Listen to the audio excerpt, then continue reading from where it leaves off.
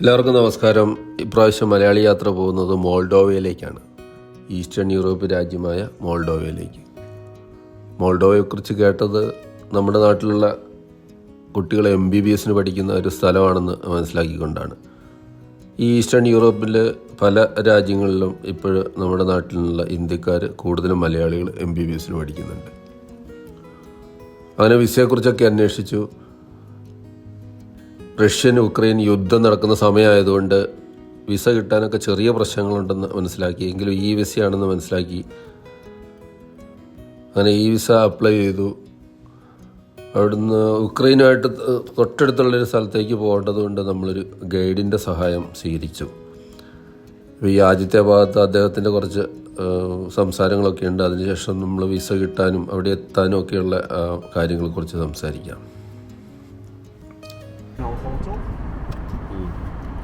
Now it's an abandoned building. Why? It's abandoned building because nobody is staying there. It's a main street, and here to the right, to the left, we have some government building. And this is a main street. Actually, I'm gonna drop my wife, and you're gonna see the center because you will not drive her. We will go directly out, but you have any brothers. Steven. Who knows?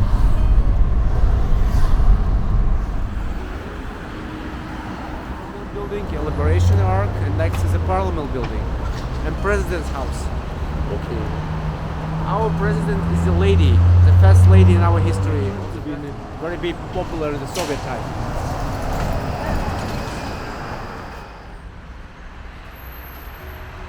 The main language.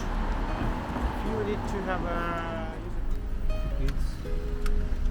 This street, the Petionov Street, and this is Armenian street, crossing Armenia, because 500 years ago Chisinau was divided in the area for Armenian, Bulgarian, Gypsy, Jewish. 200 years ago Chisinau have population, 50% of population was been Jewish. World War, in 1950. He was at the beginning of the Chisinau, when the Chisinau was being started to rebuilt after Second World War. We also have another name, Bandar. So we have two names. One is Bandar, the name of the Transnistria town. Bandar. We are going there. Yeah, we're gonna cross the border as a Bandar. So It's given the itinerary. yeah. Bandar is gonna be part of our tour. It used to be some kind of university and science building. Kind of conditioner systems for the big factory. Okay. And now, what is the coolest one? You can see the winery called Atu Winery. Atu, it's when you're going to play a card, like a joker, and you beat all the opponents when you receive the big money. So Americans, tourists, they really love this winery because they come here, they see this industrial area, and they sit here, exactly here near this street. For example, the French, Swiss. നമ്മൾ വിസയ്ക്ക് വേണ്ടി അപേക്ഷ കൊടുത്തപ്പോൾ ഔദ്യോഗിക സൈറ്റിലേക്കാണ് കൊടുത്തത്. മോൾഡോവയുടെ ഔദ്യോഗികമായിട്ടുള്ള വെബ്സൈറ്റിൽ English option എടുത്ത് നമ്മൾ മുമ്പോട്ട് പോയപ്പോൾ കുറേ എത്തിക്കഴിഞ്ഞപ്പോൾ അത് റൊമേനിയയിലായിട്ട് മാറി എന്നുള്ളതാണ്. അപ്പോൾ റൊമേനിയയിൽ അതിൻ്റെ സ്ക്രീൻഷോട്ട് എടുത്ത് ട്രാൻസ്ലേറ്റ് ചെയ്തിട്ടൊക്കെയാണ് വിസയുടെ അപേക്ഷ കൊടുത്തത്. പിറ്റേ ദിവസം തന്നെ മറുപടി വന്നു, നിങ്ങളുടെ വിസ നിഷേധിച്ചിരിക്കുന്നു എന്ന്. കാരണം പറഞ്ഞിരിക്കുന്നത് ബാങ്ക് സ്റ്റേറ്റ്മെൻറ്റ് കാണിച്ചിട്ടില്ല എന്നുള്ളതാണ്. യഥാർത്ഥത്തിൽ ബാങ്ക് സ്റ്റേറ്റ്മെൻറ്റ് കാണിക്കാൻ പറഞ്ഞിട്ടില്ല എന്നുള്ളതാണ്. നിങ്ങൾ എങ്ങനെ അതിന് ചിലവുകൾ കണ്ടെത്തുന്നു എന്നുള്ളൊരു ചോദ്യമാണ്. ക്യാഷാണോ ക്രെഡിറ്റ് കാർഡാണോ എന്നുള്ളൊരു ചോദ്യം മാത്രമേ അതിൻ്റെ അകത്തുണ്ടായിരുന്നുള്ളൂ. നമ്മളത് കറക്റ്റ് ചെയ്ത് എൻ്റെ ബാങ്ക് സ്റ്റേറ്റ്മെൻറ്റൊക്കെ അയച്ചു കൊടുത്തു. അങ്ങനെ ഈ വിസ ലഭ്യമായി. നമ്മുടെ മുൻ ഹെൽത്ത് മിനിസ്റ്റർ ശൈലജ ടീച്ചർ ഇവിടെ സന്ദർശിച്ചിട്ടുണ്ടായിരുന്നു മോൾഡോവയിൽ. അപ്പോൾ അവർ ഈ മെഡിക്കൽ യൂണിവേഴ്സിറ്റി, നമ്മുടെ ഇവിടെയുള്ള മോൾഡോവയിലുള്ള ഗവൺമെൻറ് മെഡിക്കൽ യൂണിവേഴ്സിറ്റി ആദരിച്ചിരുന്നു. നിപ്പ, കോവിഡ് മുതലായ അസുഖങ്ങൾ വളരെ ഫലപ്രദമായി പ്രതിരോധിച്ചതിന്. അങ്ങനെ മോൾഡോവയിലെ മെഡിക്കൽ വിദ്യാഭ്യാസത്തെക്കുറിച്ച് കേരളക്കാർക്ക് അതുകൊണ്ട് കൂടുതൽ വിവരം കിട്ടി. ഈ യൂറോപ്പിലൊക്കെ സാധാരണ ഒരു ഈ വൈനറി വളരെ പ്രധാനപ്പെട്ടതാണ്. അതിന് അവാർഡ് മേടിക്കുക, ഏറ്റവും നല്ല വൈൻ ഉണ്ടാക്കുക. നമ്മുടെ നാട്ടിലൊക്കെ ഏറ്റവും നല്ല വാറ്റുകാരൻ എന്നൊക്കെ പറയുന്ന പോലത്തെ അതേപോലെയുള്ളൊരു സംഭവം, വലിയ സംഭവമാണ് അവർക്ക്. ഏറ്റവും കൂടുതൽ വൈൻ ഉണ്ടാക്കി, ഏറ്റവും നല്ല വൈൻ ഉണ്ടാക്കി വൈൻ ഉത്സവങ്ങളിൽ സമ്മാനം നേടുക, അങ്ങനെയൊരു വൈനറിയിലേക്കാണ് നമ്മൾ പോകുന്നത്. മിലേസ്റ്റി മിസ്സി എന്ന് പറയും. നമ്മൾ ഇൻ്റർനെറ്റിലൊക്കെ അടിച്ചു നോക്കിയാൽ അതിൻ്റെ വിശദമായ വിവരങ്ങൾ കിട്ടും. ലോകത്തിലെ ഏറ്റവും കൂടുതൽ വൈൻ കളക്ഷനുള്ള ഒരു വൈനറിയാണ്. 200 കിലോമീറ്റർ അണ്ടർഗ്രൗണ്ട് പ്രവർത്തിക്കുന്നതാണ്. അതിൽ 55 കിലോമീറ്റർ മാത്രമേ ഇപ്പോൾ പ്രവർത്തിക്കുന്നുള്ളൂ. 2007 ഏറ്റവും കൂടുതൽ കളക്ഷനുള്ള ഗിന്നസ് ബുക്ക് അവാർഡ് കിട്ടിയിട്ടുണ്ട്. പിന്നെ ഇവർ തന്നെ ഇതിൻ്റെ ഉള്ളിലേക്ക് ടൂറൊക്കെ നടത്തുന്നുണ്ട്. അത്രയധികം പ്രത്യേകതയുള്ള ഒരു വൈനറിയാണ് മിലേസ്റ്റി മിസ്സി എന്ന് പറയുന്നത്. നമുക്കവിടെ പാക്കേജ് ഇല്ല, പക്ഷെ നമ്മളവിടെ ജസ്റ്റ് ഒന്ന് കയറി കാര്യങ്ങളൊക്കെ സംസാരിച്ച് കണ്ടുപോകുന്നു. ഇത് മോൾഡോവയിലെ ഒരു പ്രധാന കോട്ടയാണ് കേട്ടോ, ടിഗിന ഫോർട്രസ് എന്ന് പറയും. 15-ാം നൂറ്റാണ്ടിൽ മണ്ണും മരങ്ങളും ഉപയോഗിച്ച് നിർമ്മിച്ചതാണ്. പിന്നെ പല ആക്രമണങ്ങൾക്കും വിധേയമായി പിന്നെ പുനർനിർമ്മിച്ചതാണ്. ഇതിലെ അലൈൻമെൻറ്റുകളൊക്കെ പുനർനിർമ്മാണത്തിൽ ചില മിസ്റ്റേക്കുകളുണ്ട്, അത് നിങ്ങൾക്ക് നോക്കുമ്പോൾ കാണാം. ആ മേൽക്കൂരയൊക്കെ തെറ്റിയാണ് ഇരിക്കുന്നത്. ഇത് അവിടുത്തെ പ്രധാന ഒരു വൈനറിയാണ്, മിമി എന്ന് പറയും. അവിടെ ജസ്റ്റ് ഒന്ന് നമ്മൾ കയറി. ഈ ഒരു ദിവസത്തെ പാക്കേജ് ഇവിടെ കഴിയുകയാണ്. അടുത്തത് നമ്മൾ സ്വന്തമായിട്ടുള്ള ഒരു എക്സ്പ്ലോറേഷനാണ്. മോൾഡോവയുടെ തലസ്ഥാനമായ ചിസിനാവു കിഷനാവു എന്നൊക്കെ പറയും. അങ്ങനെ ഈ സിറ്റി ഒന്ന് കാണുക എന്നുള്ളതാണ്. ഇത് ഇവിടുത്തെ പ്രധാന ഒരു പള്ളിയാണെന്ന് തോന്നുന്നു കേട്ടോ. ഇവിടെ വലിയ എന്തോ ഒരു പരിപാടി നടക്കുന്നുണ്ട്, ബിഷപ്പുമാരൊക്കെ ഉണ്ട്. നമ്മളതിൻ്റെ ഉള്ളിൽ ജസ്റ്റ് ഒന്ന് കയറി നോക്കി. അവിടെ കുറേ അച്ഛന്മാർ, പ്രമുഖർന്ന് തോന്നുന്നവരെ വലിയ അച്ഛന്മാരൊക്കെ ഉണ്ട്. കുറച്ച് നേരം അവിടെ നിന്നു. പള്ളിയുടെ അലങ്കാരങ്ങളും ആഘോഷങ്ങളും ഒക്കെ ടോപ്പാണ് കേട്ടോ.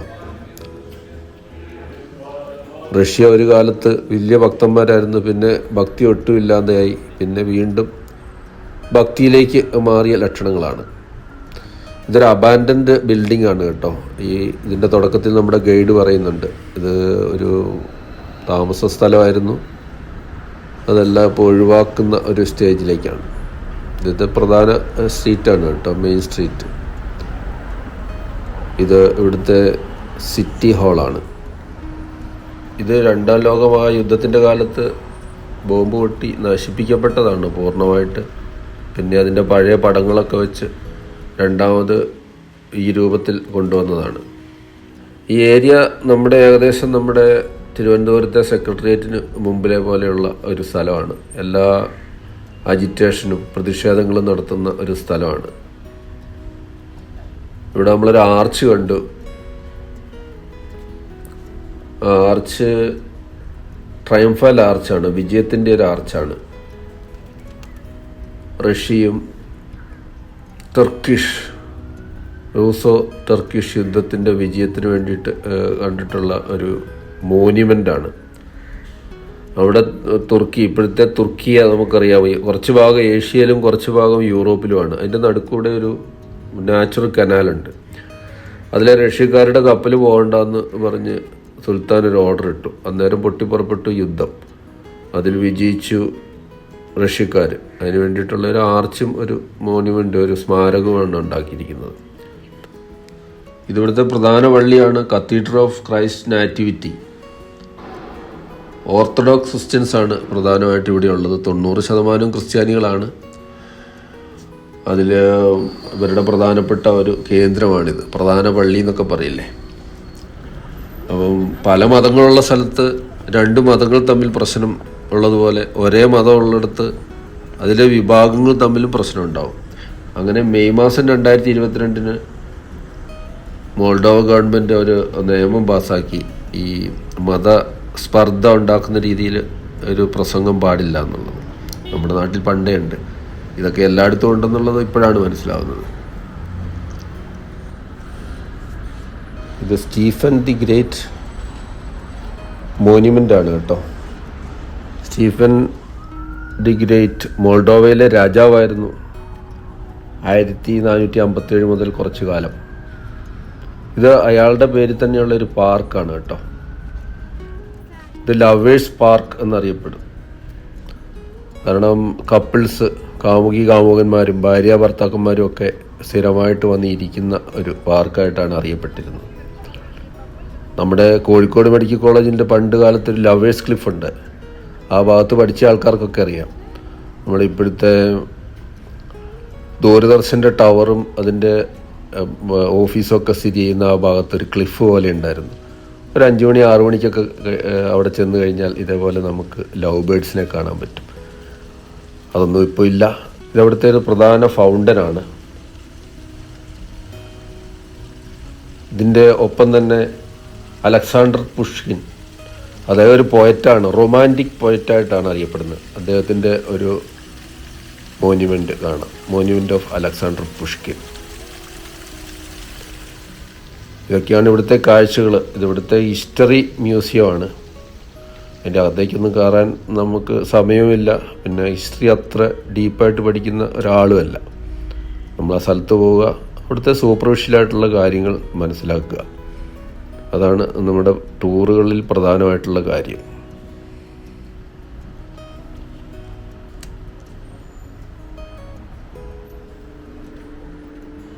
ഇത് പപ്പറ്റ് തിയേറ്ററാണ് കേട്ടോ.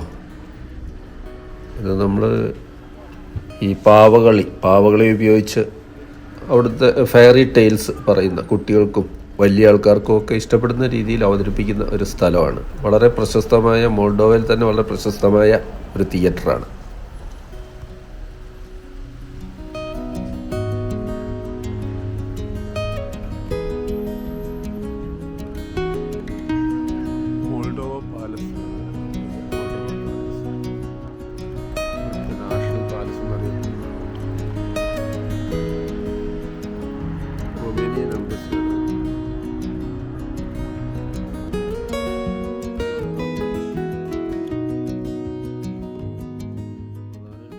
ഇത് ഇവിടുത്തെ ഒരു പ്രധാന പള്ളിയാണ്. ഇവിടെ എന്തോ ഒരു കാര്യമായ ഒരു പരിപാടി നടക്കുന്നുണ്ട്, കല്യാണമാണെന്ന് തോന്നുന്നു. അതൊക്കെ നമ്മുടെ നാട്ടിലെ പോലെയൊക്കെ തന്നെ, ഫോട്ടോ എടുക്കലും കാര്യങ്ങളുമൊക്കെ. പക്ഷേ ആൾക്കാർ വളരെ കുറവാണ്. ഇത്ര ആൾക്കാർ തന്നെ ഈ കല്യാണത്തിനുള്ളൂ എന്നാണ് എനിക്ക് തോന്നുന്നത്. മോൾഡോവയുടെ ഇപ്പോഴത്തെ പ്രസിഡന്റ് ലേഡിയാണ് കേട്ടോ. ആദ്യത്തെ ലേഡി പ്രസിഡൻ്റാണ് മയ്യ സാൻഡു. 2000 തൊട്ട് ഇവിടുത്തെ പ്രസിഡൻ്റാണ്. ഒരു പ്രോ വെസ്റ്റേൺ ആണ്. യൂറോപ്യൻ യൂണിയനിൽ ലയിക്കാനുള്ള എല്ലാ നീക്കങ്ങളും കാര്യമായിട്ട് നടത്തിക്കൊണ്ടിരിക്കുകയാണ്. 2030 അങ്ങോട്ട് ഇടം കിട്ടുമെന്നാണ് അവർ പ്രതീക്ഷിക്കുന്നത്. അതിൻ്റെ കൂടെ Albania, Bosnia and Herzegovina, Georgia, North Macedonia, Turkey, Ukraine, ഇതൊക്കെ അതിൻ്റെ ഒപ്പം അങ്ങനെ ശ്രമം നടത്തിക്കൊണ്ടിരിക്കുന്നതാണ്. ഇനിയിപ്പോൾ ഈ യുദ്ധമൊക്കെ വന്നുകൊണ്ട് ഇപ്പോൾ എങ്ങനെയാവും യുക്രൈൻ്റെ കാര്യം നമുക്കറിയാൻ പറ്റില്ല. എങ്കിലും റഷ്യയുടെ യുക്രൈനിലേക്കുള്ള കടന്നുകയറ്റം വളരെ രൂക്ഷമായിട്ട് വിമർശിച്ച ഒരു പ്രസിഡൻ്റാണ് മയ്യ സാൻഡു. എന്തായാലും നമ്മൾ അടുത്ത പ്രാവശ്യം ഷെങ്കൻ വിസയ്ക്ക് അപേക്ഷ കൊടുക്കുന്ന സമയത്ത് ആ വിസ ഉപയോഗിച്ച് ഈ നാട്ടിൽ കൂടിയൊക്കെ പോകാമെന്ന് നമ്മൾ വിചാരിക്കാം.